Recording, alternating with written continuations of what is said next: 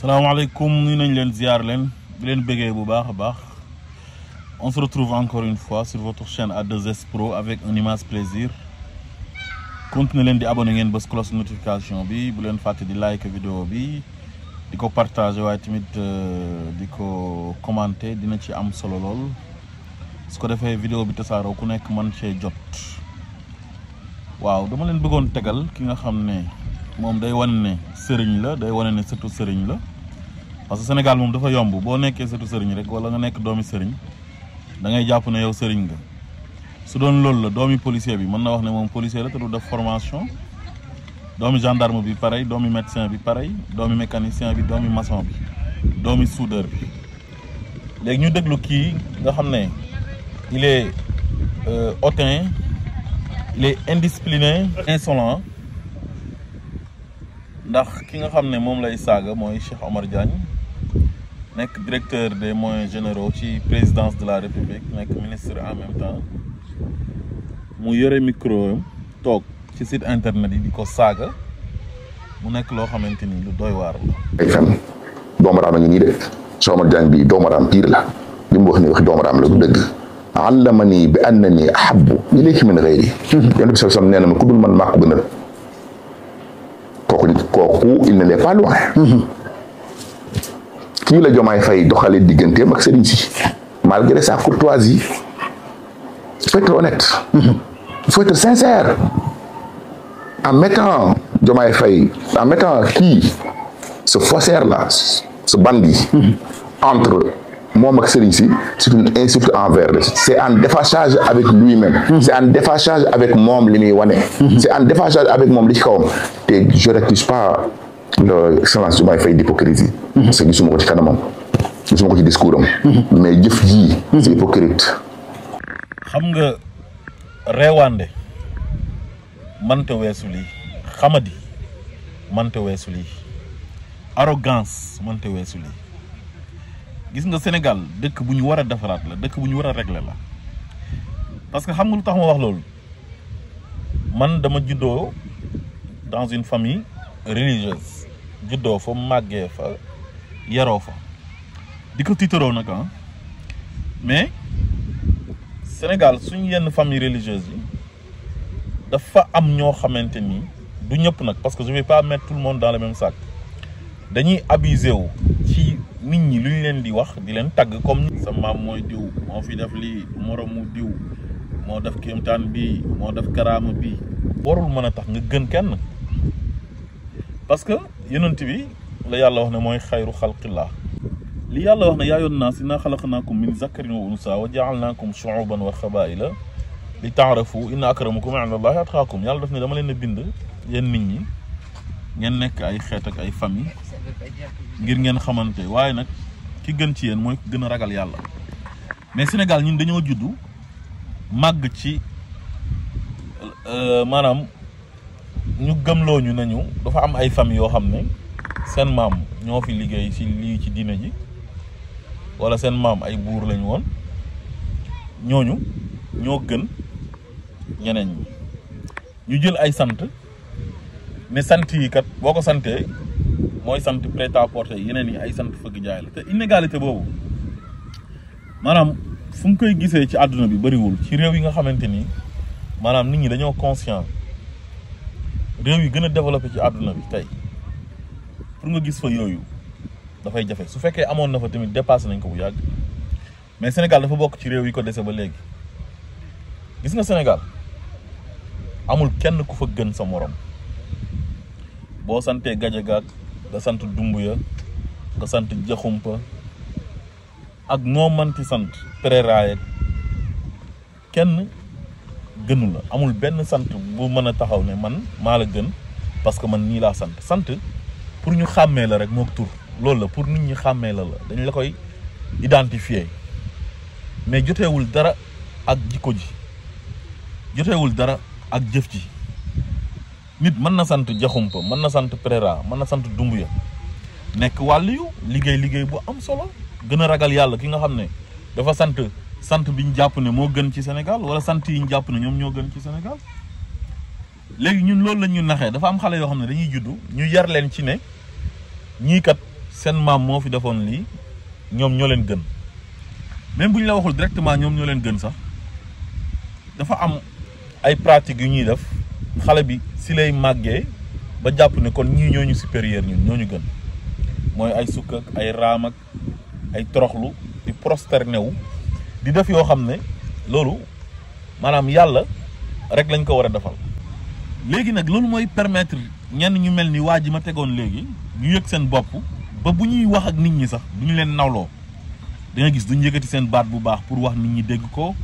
dañuy naw seen bopp lool jàpp ne képp kuñ jàkkaar lool ñoo la gën moo xam nga nekk président de la république dañ lay xeeb parce que yaa ngi jógee ci benn village wala yow santoo sant bi ñu sant ñoom toujours bët bu ñu lay xoolee rek mooy yow ñoom seen maam am na lu mu liggéey ci wàllu diine ba am na ay nit ñu ko topp am na ay taalibe te yow sa maam melul noonu léegi nag loolu mooy jur xeebeel gi nag ak nit ñi leen di jël di leen yëkkati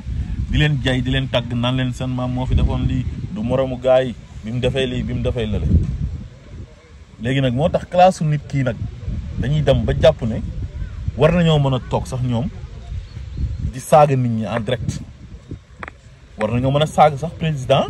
war nañoo mën a traité président d'hypocrite war nañoo mën a saaga premier ministre bi di ko wax ne ko yow dañ laa condamné ci affaire de yakkataan da nga doon yakkataan xale yi mooy corruption à la jeunesse bi nga xam ne ay juge Macky Sall ñoom ñoo toog créé ko Macky Sall na leen waa ji il faut ngeen condamné ko dara loo xam ne day tax mu takk quoi day tax du nekk candidat te moom xam na ci dara bokkoon na si sax ñi doon soutenir waa ji au début ba waxoon ne sëriñ bi nee na xalifa bi nee na bu ci kenn waxati kon man dootuma ci waxati donc te avant loolu yàgg na def ay chantage di mbuboo moom fa mu bokk di chantage Ablaye Wade léeg-léeg mu génn dal ci kawam dal ci doomi Ablaye Wade bi ñu oo ko neexal ko xam nga maanaam sant bi dañ koy def moyen de pression fa ñu bokk dañ koy def moyen de pression man de yàlla dimbale na ma ba bi ma demee ba xàmmee ko yenn yi mosuma kaa nangu donte fa ma juddoo yaroo fa màggee fa foofu këru diine la mais mosuma nangu ku ma gën mosuma nangu ku ma xeeb Cheikh Ibrahim Niass ay waxam ay bindam di nga xam ne kii jëlul woon wàllu sëriñ gi di ko def benn moyen boo xam ne pour moyen de pression la wala pour moyen jël nit ñi daf leen esclave ba ci ay waxam am na benn kasetam boo xam ne gàmmu la mu doon wax ne sëriñ ni mu war a mel ak ni taalibe war a mel nee na am na noo xam ne diggante sëriñ ak taalibe bu ñu ko melee dafay mel ni sëriñ bi buur la taalibe bi nekk dak mooy larbin loolu yëpp ñun Baye Niass jàngal nañu ko du ma jël ñëpp nag comme ni ma ko waxee sànq mettre leen dans le même sac parce que chaque règle a une exception mais ñu ci ëpp dañoo jàpp ne ñoom ñoo gën nit ñi di xeeb nit ñi di traité nit ñi nu mu leen neexee tey jii waa ji bu demee ba mën a toog ki nga xam ne mooy Cheikh Omar Diagne nekk ministre conseiller nekk kilifa ci réew mi ci ñiy jiite réew mi ci ñuy doxal di jox ko ndomba tànk les moyens généraux ca présidence ñu bind ko lettre comité d'organisation bi ne ko kat dañ doon sàkku pour nga dalal ay gan ci Méridien parce que depuis 2009 temps yi Abdoulaye Wade ñu ngi leen ko doon defal Macky Sall bi mu ñëwee continuer na ko léegi lettre ba ka nga xam ne mooy porte-parole bi nekk président comité d'organisation bi moom génn na nee nag lettre boobu kat man binduma ko jógeewul ci man te jógeewul ci xalifa bi keneen ka nga xam ne moom ci comité d'organisation bi la bokk ba pare gérer les tout ce qui est relation internationale moom nee na loolu yàgg na ko def waa lettre ba nam ko bindee est-ce que kam ko adressé kooku comprendre na est-ce que yëgoon na ne depuis 2009 ba léegi ñu ngi leen di defal loolu est-ce que wóor na ko ndax xalifa bi moom moo santaane pour ñu dalalal ko ay ganam parce que defe naa ne dalal ganu xalifa bi loolu ça ne coûte rien à l'État ça ne coûte rien au président de la République man loolu gëm naa ko ak xalifa bu mu manti doon nawloo nañ leen jox nañ leen cër respecté nañ leen suñu ay kilifa lañ ci réew mi lañ bokk am nañ fi ay cër am na ay nit yu leen topp ay nitu mbooloo lañ donc war nañ leen mën a defal dara loo xamante ni ci lu ñëpp bokk la muy état bi donc loolu dara nekk ci mais lépp loo gis dafa am yoon dafa am fu ñu ko war a jaarale. mën naa am malentendu am na ci ki ñu bind lettre bi moom comprendre wul foog na ne dafa am ay jeune marabout yoo xamante ni ñoom ñoo bëgg a dalal seen gan xañ na jaarale ko ci turu xalifa bi wala jaarale ko ci turu porte-parole bi nga xam ne moom mooy président comité d'organisation bi bu màggal gi. loolu yëpp mën na am ay malentendu mais pour man jël méridien présidence bi nga xamante ni nguur gi moo ko moom dalal ci ganu xalif général des Mourides loolu pour man loolu wàññiwul dara waaw. léegi nag comme Cheikh Omar Diagne daf ci am ñoo xam ne ñoom dañ ko yàgg enal am une dent contre lui ci ay wax yoo xamante ni noonu lay waxee li nga xamante ni moom la sentir ñoom ñu interprété ko ne dafa contre sëriñ bu mag bi te am na ñoo xam ne ñoom xëy na gisewuñ ko noonu xëy na dañoo jàpp ne kii dafa am liberté de ton am nu muy waxee du raayal di wax xalaatam ba pare Sénégal dañoo war a dépasser ku wax rek ñu dóor la ci kaw sëriñ si ne dafa contre sëñ diw amul yar amul teggin te pourtant kooku buy wax du saaga du xaste mais xëy na dafay wax loo xam ne gis-gisam la te xëy na yéen dëppawul ak seen gis-gis rek ngeen jàpp ne kii dafa contre sëriñ. Sénégal nag dafa nekk dëkk boo xam ne lépp lu xew rek dinañ ko politiser ñeneen ñi nga xam ne dañoo am règlement de compte ak régime bi ñi nga xam ne ñoo jiite réew mi ak Cheikh Omar Diagne ci boppam ñooñu tamit dañ ciy profité pour diaboliser régime bi waaye tamit diaboliser ki nga xam ne moom mooy Cheikh Omar Diagne ndax rajo bii di RFM te bokk ci groupe Futurs Médias xam ngeen ne dafa bokk ci groupe de presse yi nga xam ne dañoo taxaw di xeex régime bu bees bi ndax lu ko waral mooy li fi Macky Sall nekkee dañoo waroon def seen déclaration d'impôt di fay impôt defuñ ko Macky Sall ne daf leen a baal impôt yi te amu ci benn droit ñoom ak ñeneen léegi nag ñii ñëw indil leen redressement fiscal wan leen ne leen da ngeen a war a fay impôt ñu mere nag ñii ne ñii dañ leen di xeex ba tax na ñoom tamit nee nañ dañuy xeex ak régime bu bees bi moo tax lépp loo xam ne mën na diaboliser régime bi wala ternir seen image dañ siy profité gisoo ne ñoom ñoo publier lettre bi di ci wax yoo xamante ni daanaka jaxase la gën a nuru mooy régime bii nii dañoo lànkal ki nga xam ne mooy xalif général des Mourides pour dalal ko ay ganam ci hôtel King Fahd Palace donc tey loolu demeewul noonu donc ku nekk daal yaa ngi ciy profité politiciens yi tamit ñu ngi ciy profité ñoom it pour bëgg ñii échec parce que lépp loo xam day échec loo ñii rek ñoom loolu da leen di intéressé ñoom Sénégal ñu ci bëri intéressé wu leen kenn ku ci nekk sa bopp rek nga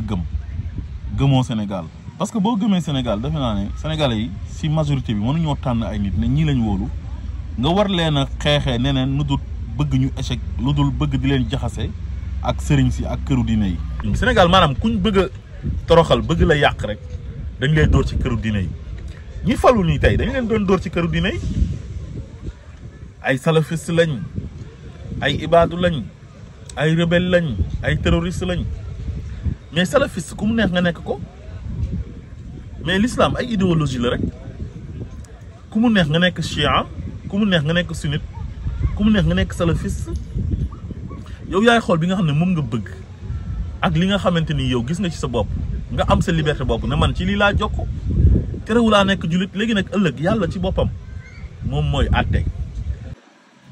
di leen tuumaal naan ay buñ fi toogee buñ leen falee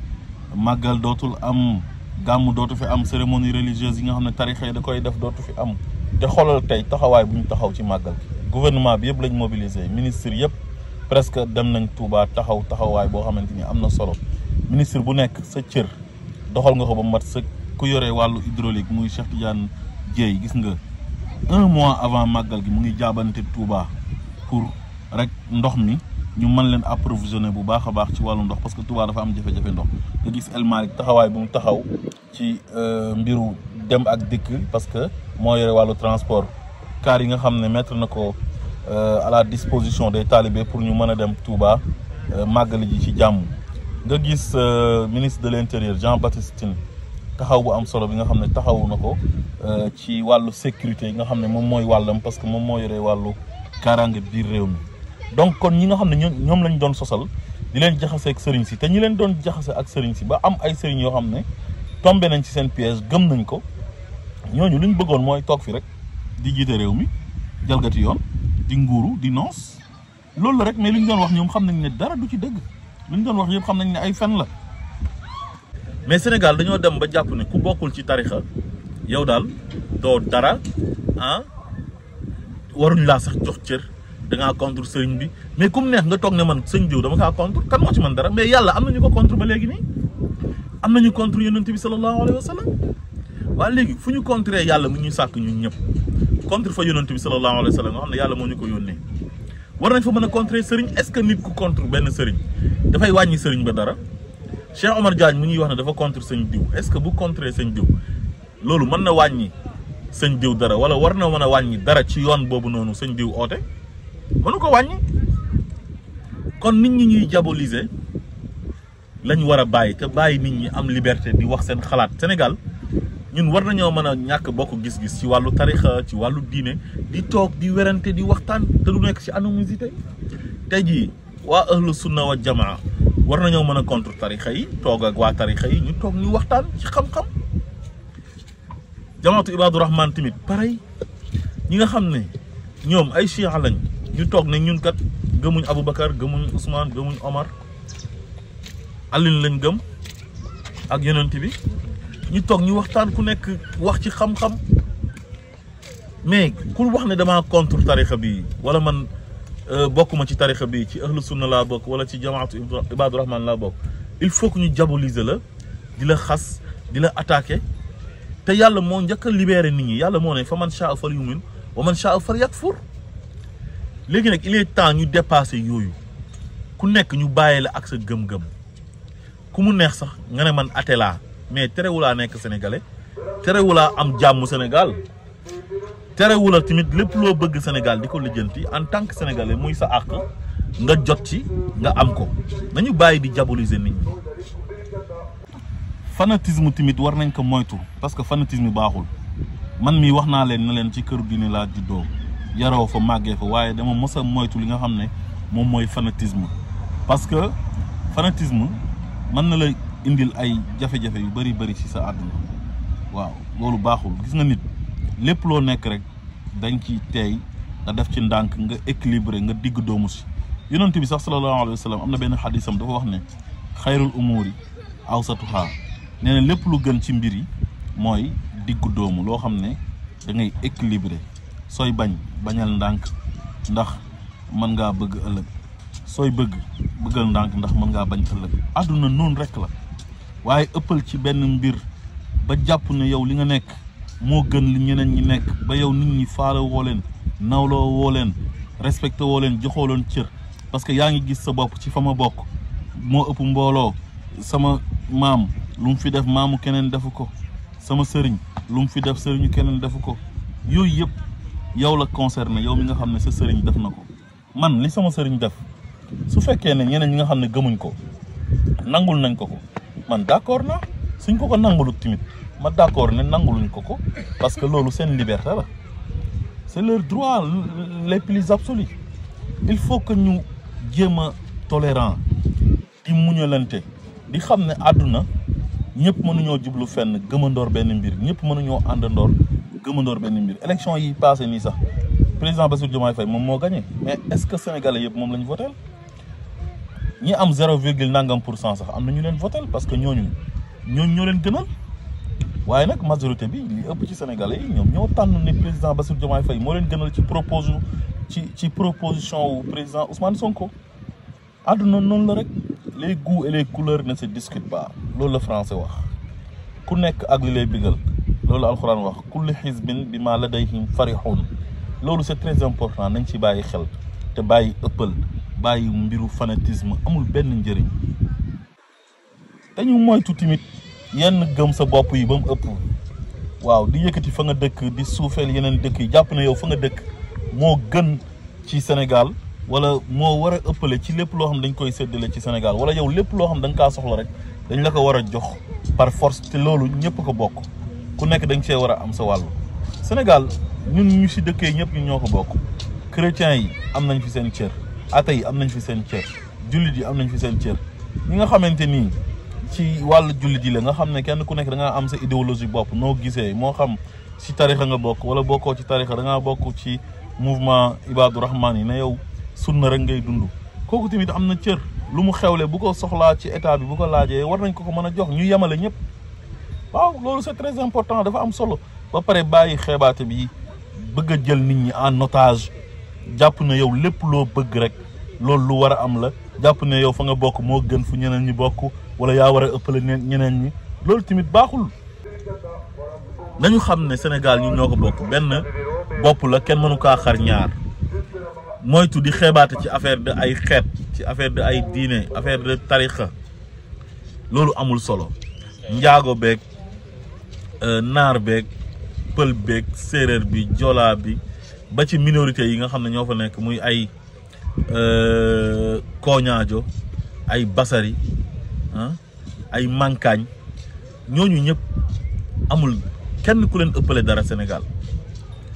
kenn ku ci nekk sénégalais nga yàlla moo def nga nekk sénégalais yow defoo ko sa bopp dañoo war a respectante joxante ay cër ki nga xam ne tiijaan la kii nekk murit kii nekk xaadar kii ne man ibadullah kii ne man sunna laay dund mais kooku kenn ku ci nekk nañ la may sa liberté ñi nga xam ne ñoom ñooy oote woo sunna ñoom jarut tamit ñuy toog ci télé yeeg rajo yi naan dañuy attaqué tarixa yi naan leen lu ngeen nekk du dëgg du yoon di xaste di saaga di affiché ay kilifa jàmbur di leen taf di leen defal ay croix di jël seen ay wax di ko jàllale waat di leen saaga te ñooñu ñu ci bëri sax génne nañ àdduna loolu rafetut te loolu waa ahlu sunna wa jamaa am na si ñoo xam ne ñoom ñoo koy def te ñu ngi ci internet bi loolu rafetul ñu bokk ci tarixa yi tamit pareil ku nekk na nga jox sa morom cër boo nekkee murit jarul ngay saaga tijaan bi boo nekkee tijaan jarul ngay saaga murit bi boo nekkee laayeen gëmal li nga gëm kenn ku nekk am na droit gëm li mu gëm donte am na ñoo xam ne si àdduna ay xërëm la ñuy gëm mais nit ñi respecté nañ leen ko am na ñoo xam ne ay bant la ñuy teg di jaamu am ñuy jaamu jant am ñoo xam ne dañ ne yàlla amut dara amut li fi nekk yëpp c'est naturel àdduna bi nii la mel dafa bindoo nii ñoom dañuy dund boo xam ne nee nañ gëmuñ dara nañ leen ko respecté waaye Sénégal daal am na fa ñoo xam ne jàpp nañ ne ñoom képp kuy dund ci àdduna ñoo la gën ndax seen sant ndax famille bu ñu bokk te loolu ça doit cesser loolu il faut que ça cesse il faut mu jeex ñu defante nawle soo amee lu la naqari ci nit parce que ñëw nga laaj ko dara joxu la ko jarul ngay toog ci télé bi di ko saaga ñëpp di la seetaan mënoo di oote woo sëriñ na yow sa tuddiw nga bu ñu la gisee di la jox ñaari rox di la sukkal di la raamal ndax sa maam boobu ba pare ngay toog di saaga kalimatun tayyiba ka shajaratun tayyiba nit bu ñu lay rusee nit di la xoolee nit am na yenn comportement yoo xam ne waroo ko mën a am waroo tamit bokk ci benn këru diine benn famille ne man lépp lu ma bëgg ci nguur gi rek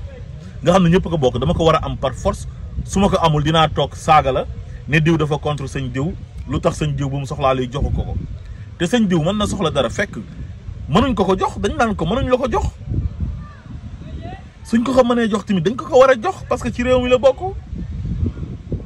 kon daal nañu xoolaat suñu bopp te moytu xasante bi moytu saagawante bi amul benn sens nit booy wax mën nga wax sa xalaat wax lu la naqari nga wax ko dans le respect te bàyyi saaga amul njëriñ asalaamaaleykum wa rahmatullah